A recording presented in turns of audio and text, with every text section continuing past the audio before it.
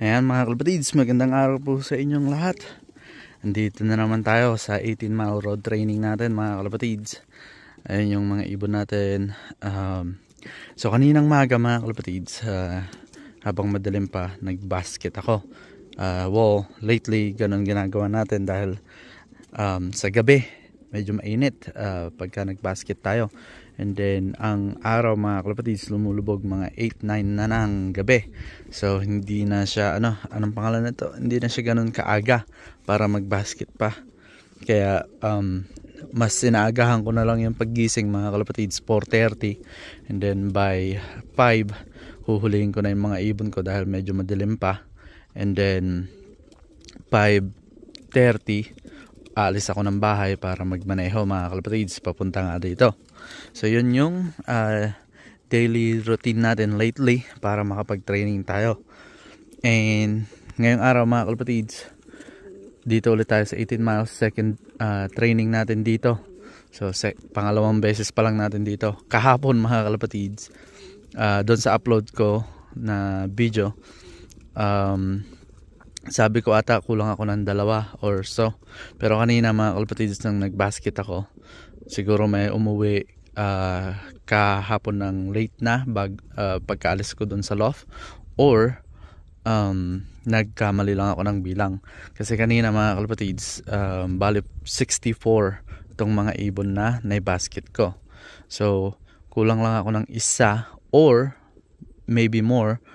And there's a couple birds that came home from that afternoon toss before yesterday toss mga kalapatids. So yun yung pinaka ko ngayon dito, mga pinaka ginagawa ko ngayon mga kalapatids. And hopefully itong training na to, since pangalawang beses na to, walang masamang mangyari sa kanila mga kalapatids. Kaya yun po, yan ang update natin ngayong araw. And then babalik ako sa inyo pagka pakakawalan na natin tong ating mga alaga mga kalapatids. May nagbubugbugan pa ron. So I'll be back mga kalapatids. So ayan mga kalapatids, pakakawalan na natin yung ating mga alaga.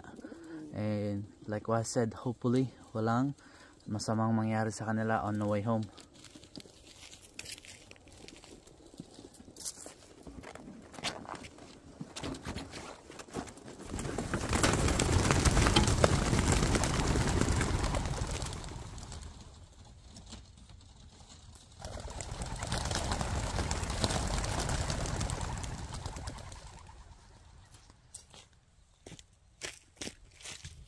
So ayun mga kalapatids, ayan na sila.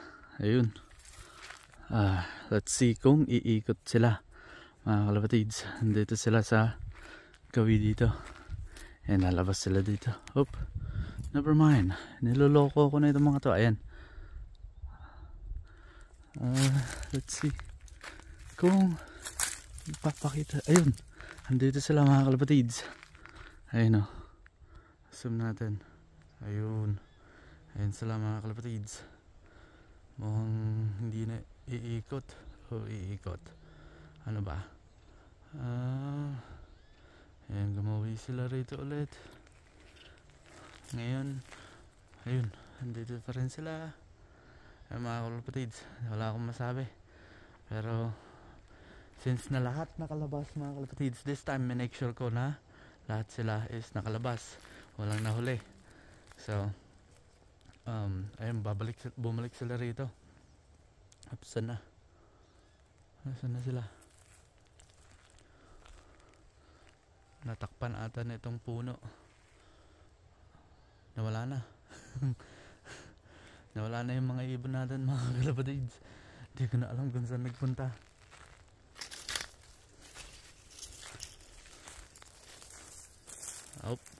Wala na nga sila mga kalapatids. Hindi ko na subaybayan. So ayun mga kalapatids, hanggang dito na lang po muna to, since na wala naman na tayo makukuha na ng video dahil yung mga ibon natin is nawala na. Ewan ko kung saan sumulpot. And yung weather mga kalapatids, and sunny, and not too much wind. May low air blow, but not too bad.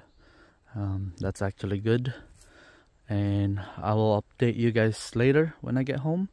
I'm gonna go straight to work and do my job, and when I get home I'll make some video to continue this video mga kalapatids, para po may pakita ko sa inyo at may update kayo kung ilan yung nawala sa ating mga alaga, or kung meron mawawala mga kalapatids, or kung meron makakauwi. So depends.